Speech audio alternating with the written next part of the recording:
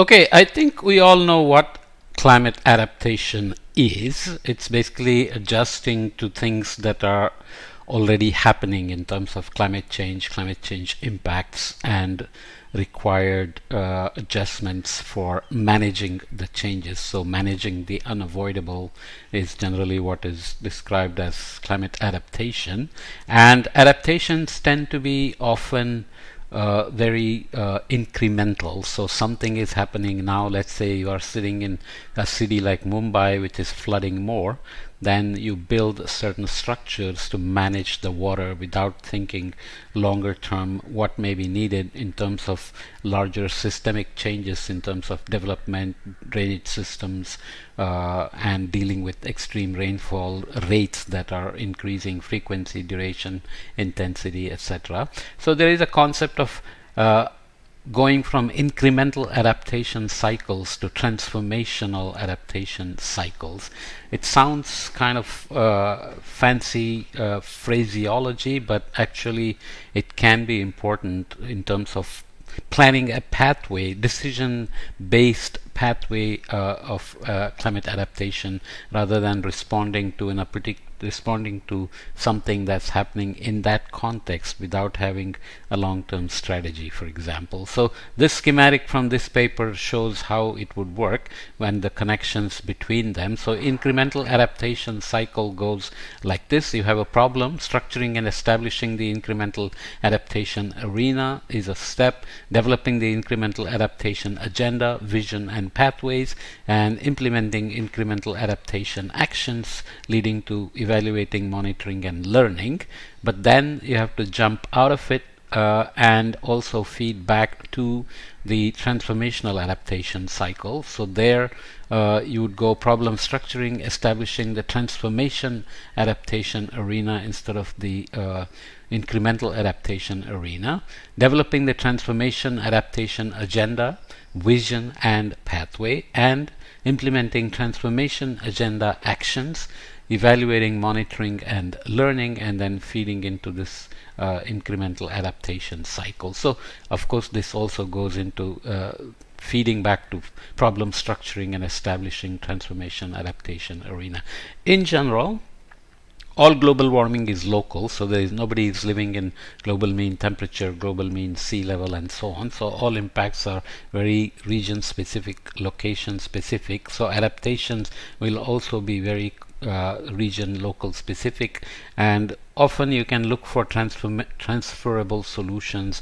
Can you do something here and develop a typology that can be used elsewhere for adaptation in a similar scenario? Then you have to worry about cultural barriers, governance barriers, knowledge barriers, financial barriers, and so on.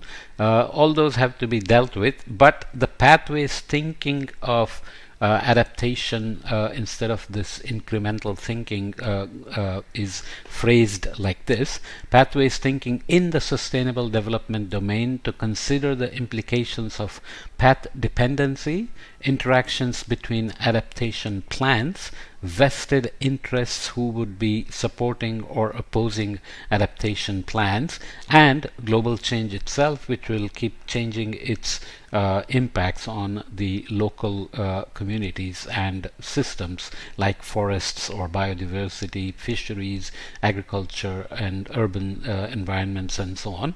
And also situations where values, interests, or institutions constrain social responses to climate change, So obviously adaptation and required changes would involve some kind of a behavioral change, economic change, livelihood changes, crop rotation pattern changes, crop selection changes, and so on.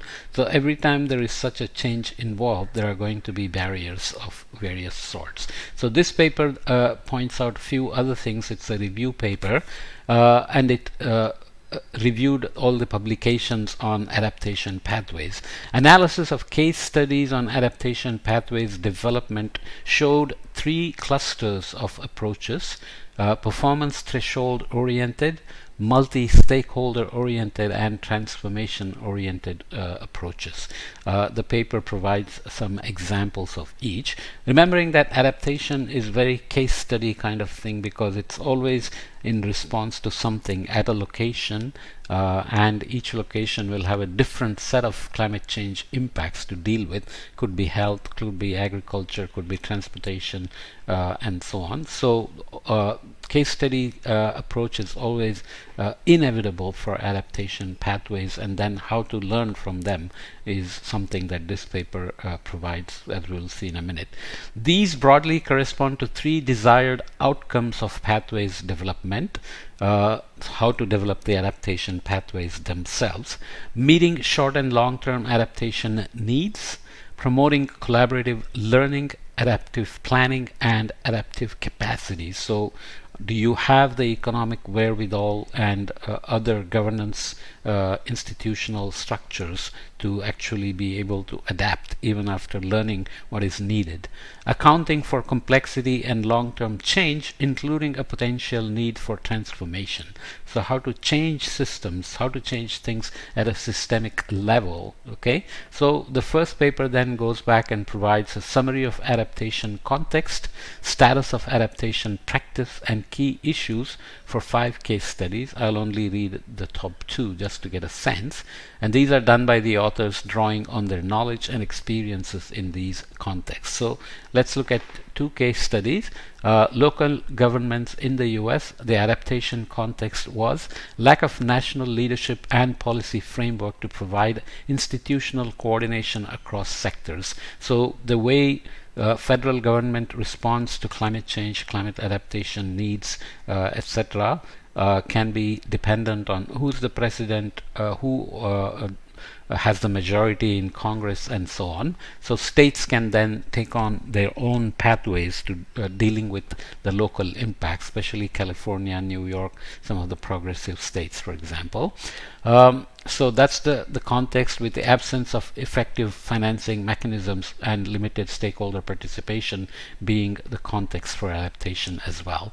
Status of adaptation practice to date: cities and local governments are emerging as centers of action for climate change planning. So this happens again with cities in like Chicago or New York or San Francisco, LA, and so on. Currently in the domain of early adopters, so they are responding before the central government does something.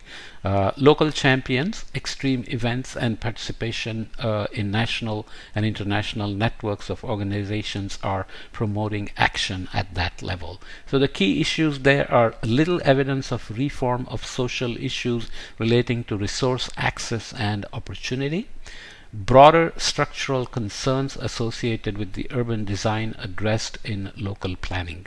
So these are done, they are progressive, they are early adopters, but they are still lacking on the details of certain issues on the transformational change that may be still needed. Looking at another example, coastal local governments in Australia in terms of the case study, and the adaptation contexts are coastal ecosystems and built infrastructure are at increasing threat of inundation due to sea level rise, storm surge, and flooding. Capacity and budget constrained local governments are responsible for making choices between protection and retreat of private assets and ecosystems. So this is a big change. If you have to move away from the coasts, and people love living near the coast, then they may want to take a wait and see attitude instead of being proactive about retreating before dangerous levels of sea level are reached, and so on. Higher levels of government are providing little leadership in this context. Status of adaptation practice to date: many councils have undertaken vulnerability assessments and evaluated adaptation options. Few councils have taken action using land use planning systems, largely limit legal liability and protect public assets. Thirdly, responses have been incremental and focused on proximate causes, which means what is happening locally and now, instead of what will happen in 10 years and how the signal may arrive from somewhere else. For example, if you're managing a fisheries here, you only look at warming and acidification in this region, whereas the signals are coming from elsewhere already on decadal, multi-decadal timescales in terms of pressures on breeding, larvae survival, recruitment, and so on and so forth. So there are many examples where proximate causes can be problematic in incremental adaptation being a maladaptation over time, for example. Adaptation action here, key issues. Adaptation action is limited and hampered by the non-binding nature of statewide policies, which are ambiguous in their intent and provide little guidance for determining coastal hazard zones, weighting climatic and non-climatic risks, clarifying liability and compensation issues, and defining roles and responsibilities. So this just tells you what challenges one faces even when there is knowledge about adaptation actions needed in response to what's happening locally and now, right? So this talks about current classic conceptualization of adaptation pathways as a series of adaptive learning decision cycles over time. So in the top left, this comes from Willows and Connell paper and Hasnut et al. With their decision lifetimes. So in the top right, the sum of lead and consequences of times, whereas some chains of decisions lead to maladaptive outcomes over time. So if you think about pathways here, but there may be other alternatives that are adaptive, as we see here. From the perspective of the current decision point at the left, a currently satisfactory pathway can be plotted through the future with the strongest colors here, but this may be revisited after each decision point, and that can lead to avoiding maladaptive space. If you're on the wrong track, use the cycle of feedbacks to come back and stay within the adaptive space. So the decision cycles go like this: reassess or assess climate affected decisions and overall goals, look at potential impacts within decision lifetime, how many years you're planning. Adaptation options and risk minimization should be getting a feedback from this potential impacts at decision lifetime, which should then feed back to select preferred option, implement and monitor, and then reassess climate affected decisions and overall goals. Okay, in the decision cycle context, there is a decision lifetime, and you are looking again at the decision cycle here. Here you are taking into account the lead time, so you are coming from framing, scoping, and resources and resourcing to look at research, consultations, and revisions feeding into decision cycles, and then taking into account community perception and reaction, special interests, government, regulations, and funding, and then look at the consequence time, and then have a loop that works. So iterative decision cycles basically then allow you to start with the decision cycle that has to be done now, but then you have a pathway for this adaptation, you reassess, and then you avoid the pathways that lead to maladaptive spaces in both sense. Obviously it's very schematic, but you can understand how such a process would require monitoring, validation, reporting, etc., to stay within the adaptive space and avoid maladaptive spaces and so on. So the paper also looks at the summary of 7 analytical framings of adaptation. I don't know if I'll read all the details, so focus and emphasis will depend on the framing itself. They can be livelihoods based, so in this approach emphasizes the importance of existing social conditions, individual perceptions, local experiences, and informational institutions as critical aspects for determining how communities cope with current climate conditions as a starting point for developing appropriate adaptation responses. So you want to take what's happening now and consider where we need to go into the future. Impact analytical approach looks at the IPCC views as a single or few decisions that are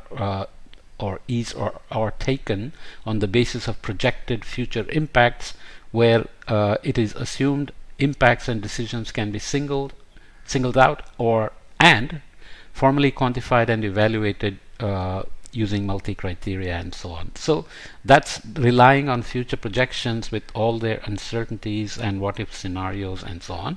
Institution analytic framing emphasizes the need for horizontal integration of policy to mainstream climate change adaptation considerations into existing policy processes. So without reading the others, decision making under uncertainty, social and institutional processes for framing, multi-level governance for framing, and social learning and adaptive management. Okay, so it provides one decision making actors.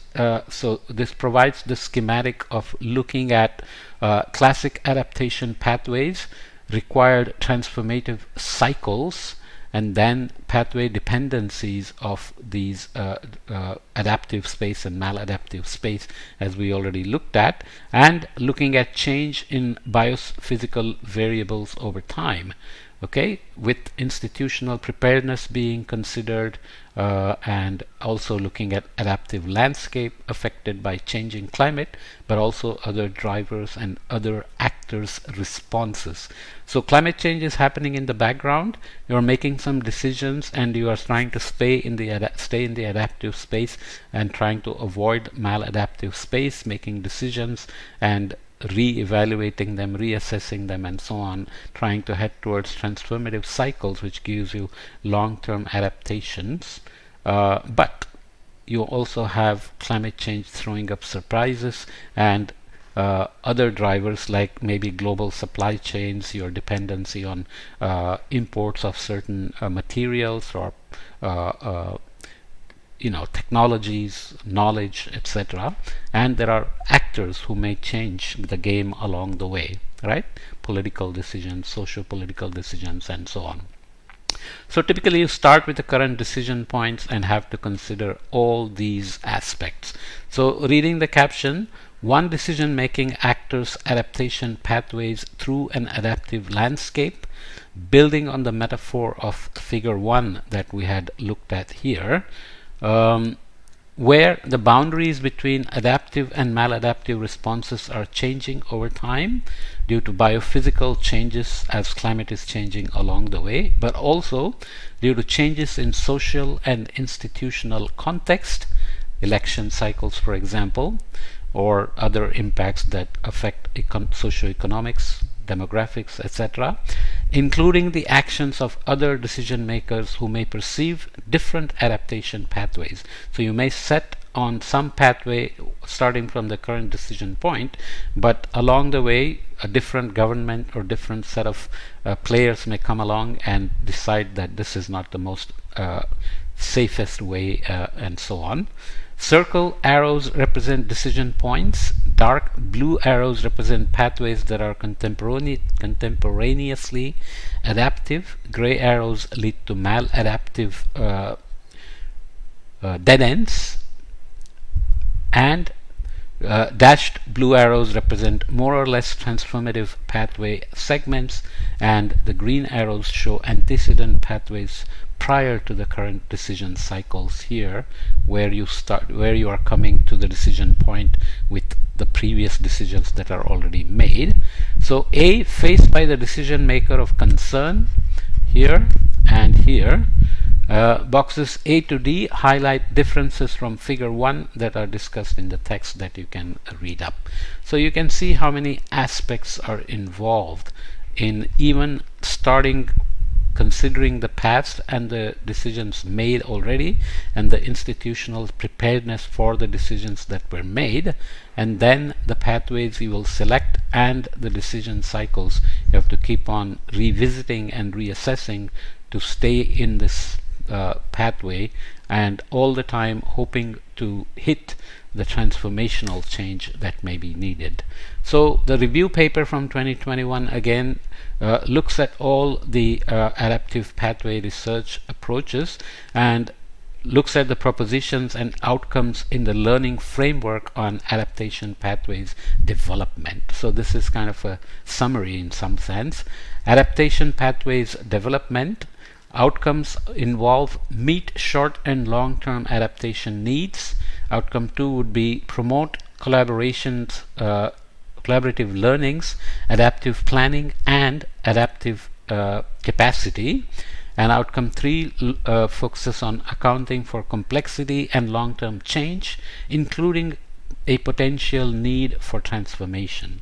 So the word transformation, you can take it as systemic change, whether it's agricultural system, fisheries system, urban system, transportation system, energy system, and so on and so forth. Okay, so here are the various things under each outcomes. Target a specific decision or decision maker for framing adaptation pathways development. Sequence actions considering future uncertainty. Communicate pathways visually for including all the stakeholders. Under this outcome 2, monitor and evaluate to learn and inform implementation, which is where decision-based pathways come from, decision-focused pathways. Engage stakeholders with different values, goals, and knowledge. Otherwise, co-developing becomes very important. Otherwise, implementation faces all sorts of barriers.